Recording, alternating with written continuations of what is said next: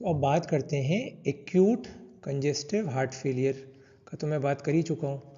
कई बार क्या होता है, एक मरीज़ एक्यूट कंजेस्टिव हार्ट फेलियर से प्रेजेंट किया, लेफ्ट या राइट हार्ट, इसका कार्डियक आउटपुट ऑब्वियसली लो होगा। कार्डिनल सिम्टम इसका यही है, low output heart failure. Low output क्योंकि low cardiac output heart failure. तो कॉन्ट्रेरी टू और एक्सपेक्टेशन, ये बंदा मरेगा नहीं, जिंदा बच जाएगा। क्यों? क्योंकि बॉडी के अंदर कंपेंसेटरी मैकेनिज्म है। हमारे पास दो हाथ हैं, sympathetic system and parasympathetic system. जब कार्डियक आउटपुट जैसे ही कम होगा, obviously the sympathetic system will come into action, it will come into play. So क्या होगा कार्डियक आउटपुट की वजह से? सिंपैथेटिक नर्वस सिस्टम का स्टिमुलेशन हो जाएगा। ठीक, स्टिमुलेशन होते ही कौन से न्यूरोट्रांसमीटर्स रिलीज होंगे? मैंने बताया था नॉरएपिनेफ्रिन होता ही होता है, ये तो आपको पता ही। It is release from all the post ganglionic sympathetic neurons except sweat glands and hair की जो होती है एरेक्टर पाइलाई मसल। ठीक है, द गूज़बम्प जैसे। और साथ ही साथ एपिनेफ्रिन भी रिलीज होगा। अब ये किस पे काम करेंगे? ये स्टिमुलेट कर देंगे बीटा 1 रिसेप्टर को। बीटा 1 रिसेप्टर को स्टिमुलेट कर देंगे, जिसकी वजह से cardiac output will be increased and will be restored back to normal. Increased cardiac output इतना बढ़ जाएगा कि नॉर्मल लेवल तक पहुंच जाएगा।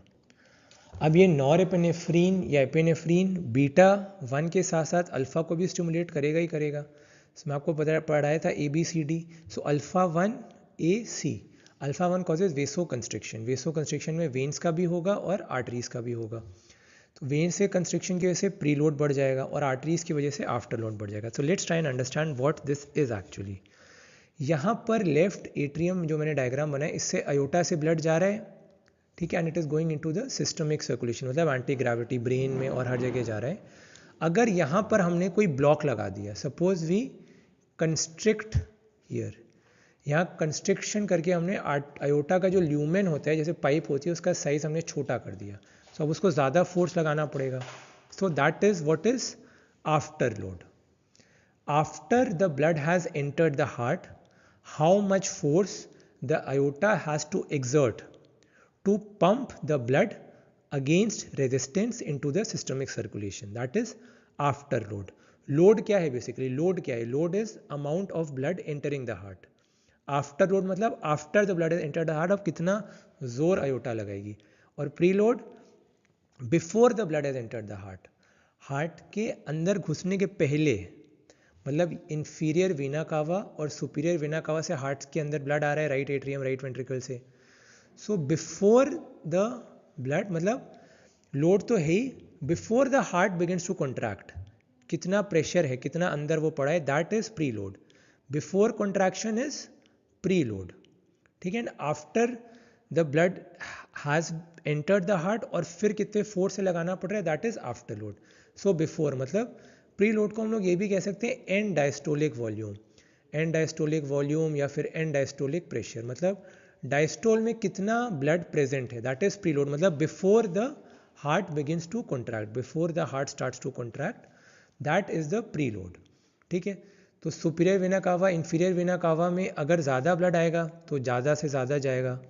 ठीक है, सो इंक्रीज। और अगर कंस्ट्रिक्शन होएगा, जैसे ये इसमें ब्लड आ रहा है और यहाँ पे कंस्ट्रिक्शन हो गया, सो इस कंस्ट्रिक्शन की वजह से क्या होगा, जितना भी ब्लड इनमें है that all will be transferred into the right atrium, और राइट एट्रियम से राइट वेंट्रिकल। तो जो यहाँ पर राइट वेंट्रिकल में जो ब्लड आएगा that will be much much more.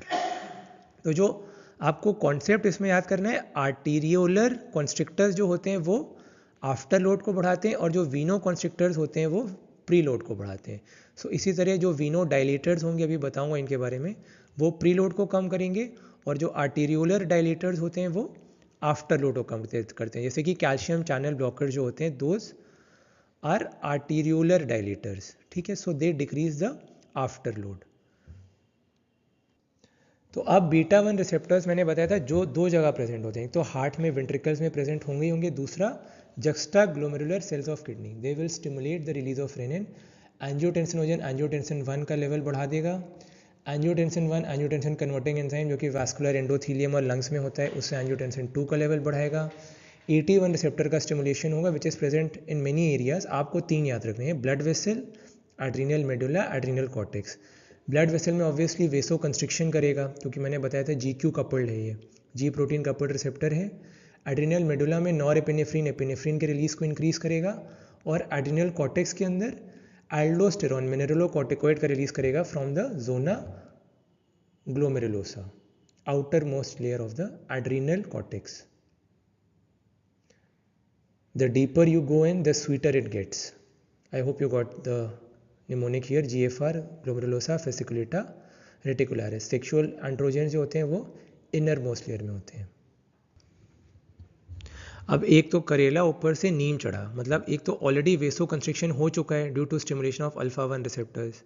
ठीक, अब ब्लड वेसल के स्टिमुलेशन की वजह से यहाँ पर 81 रिसेप्टर स्टिमुलेट हुआ, तो और वेसो कंस्ट्रिक्शन, और लोड हार्ट पे बढ़ गया.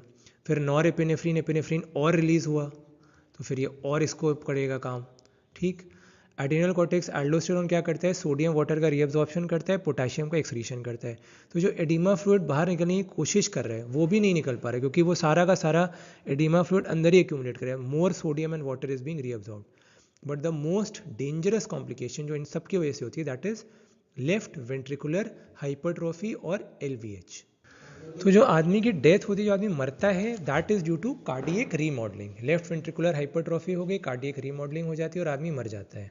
ठीक है, सो अब ये पूरे सीक्वेंस ऑफ इवेंट्स को एक बार फिर से देखते हैं.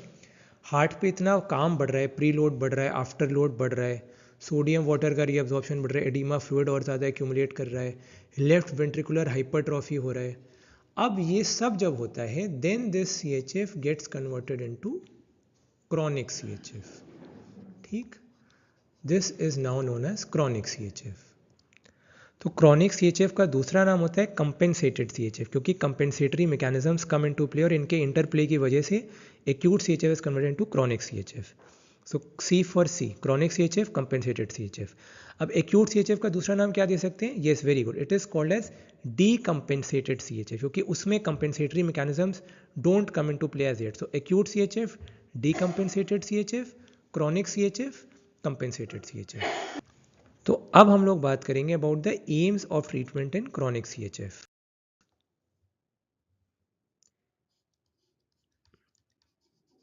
एम्स, सबसे पहला एम क्या होगा? वर्क कम करना. हम देख रहे हैं हार्ट पे कितना ज़्यादा वर्क आ रहा है. हमको हार्ट की बॉडी बिल्डिंग नहीं करानी भाई साहब, हमको उसको जल्दी से रिलीज़ करना है सारे वर्क को. तो वर्क कैसे कम होगा? वेसोडाइलेटर से. फ्लूइड कैसे कम होगा? लूप डायरेटिक्स बता चुका हूँ. लेफ्ट वेंट्रिकुलर हाइपरट्रोफी को रेड में लिखा है क्योंकि लीथल है, मरीज मर सकता है. तो रेनिन, एंजियोटेंसिन, एल्डोस्टेरॉन सिस्टम पे सारे ड्रग्स जो एक्ट करते हैं डिस्कस कर चुका हूँ. एंड फाइनली आइनोट्रोपिक में we will prefer oral drugs. उसमें इंट्रावीनस दे रहे थे, इसमें ओरल. आइनोट्रोपिक की ज़रूरत कम से कम पड़ती है क्योंकि हार्ट पूरा थक चुका है अब, तो बहुत कम ज़रूरत पड़ती है इसकी. तो वेसोडाइलेटर्स बेसिकली 3 तरह के होते हैं: वीनोडाइलेटर्स, आर्टेरियोलर डाइलेटर्स और मिक्स्ड डाइलेटर, जो कि वेन्स और आर्टरीज दोनों को डायलेट करते हैं. मैंने पहले ही कॉन्सेप्ट क्लियर कर दिया था. वीनोडाइलेटर्स प्रीलोड को कम करेंगे. 2000 nitrates, glyceryl, trinitrate, isosorbide, dinitrate, angina में इनको दिया जाता है drug of choice. Arteriolar dilators afterload, a for artery, a for afterload, hydralazine. Mixed में sodium nitroprusside, ACE inhibitors and angiotensin receptor blockers. तो अब लूप डायरेटिक्स बता ही चुका हूँ, फ्लूइड को कम करेंगे. ठीक है, तीसरा आता है जिसकी वजह से मरता है आदमी, डेथ होती है. सो इसके अलावा हमको बहुत खतरा है, तो हमको लेफ्ट वेंट्रिकुलर हाइपरट्रोफी कम करनी है, दैट कॉजेज कार्डियक रीमॉडलिंग. सो इससे हम मोर्टालिटी कम करेंगे, सर्वाइवल बढ़ाएंगे.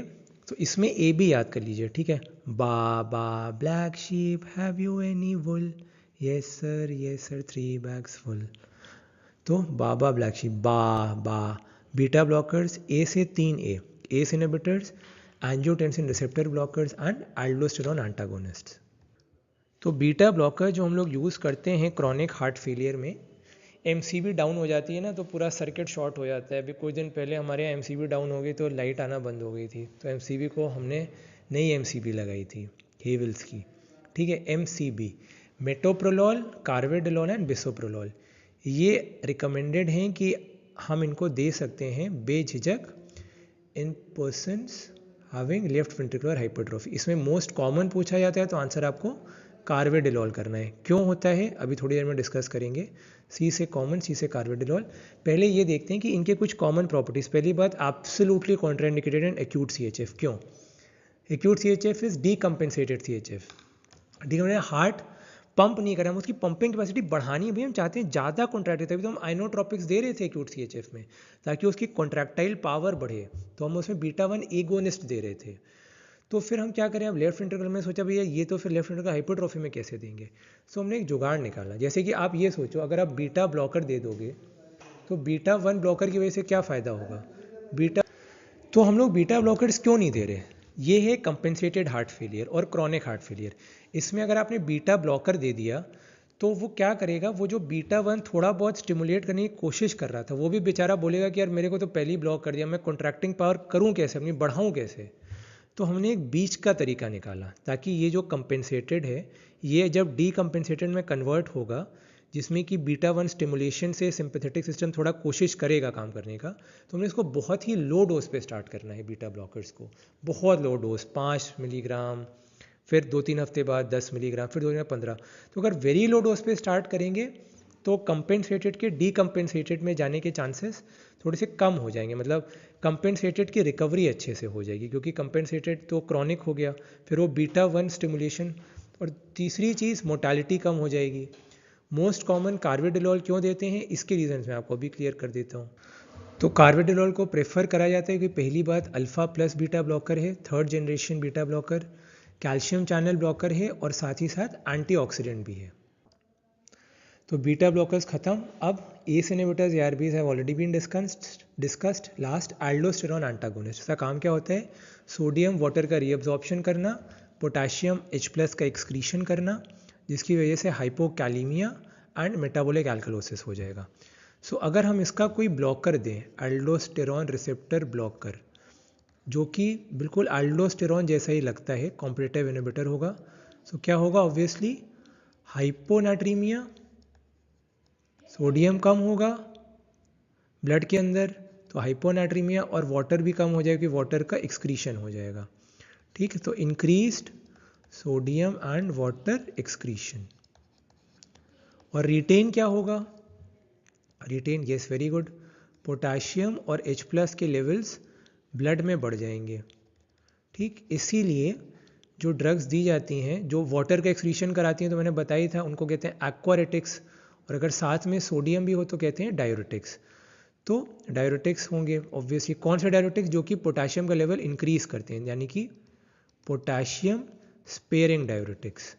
और इसमें जो ड्रग होगी वो मोर्टालिटी रोक रही है, सोचो वो कार्डियक रीमॉडलिंग, वो बंदे की जान बचा रही है, उसकी मौत का कारण क्या है, लेफ्ट वेंट्रिकुलर हाइपरट्रॉफी, तो कितनी अच्छी बात है। सो इसमें पहले हम लोग ये दवाई देते थे स्पाइरोनोलैक्टोन, बट अब नहीं देते हैं, क्योंकि this is one of the disco drugs, दिदर वाले डिस्को, धार वाले किसको, digoxin, isoniazid, spironolactone, cimetidine, oestrogen, ketoconazole, all of them cause gynaecomastia. So अब हमारे पास इससे बेटर ड्रग आ गई है which is free of all the side effects, hormonal side effects so to speak. उसका नाम है एप्लीरेनोन, एप्लीरेनोन। तो इसको हम लोग अब प्रेफर करते हैं in the treatment of chronic heart failure to prevent left ventricular hypertrophy, cardiac remodelling.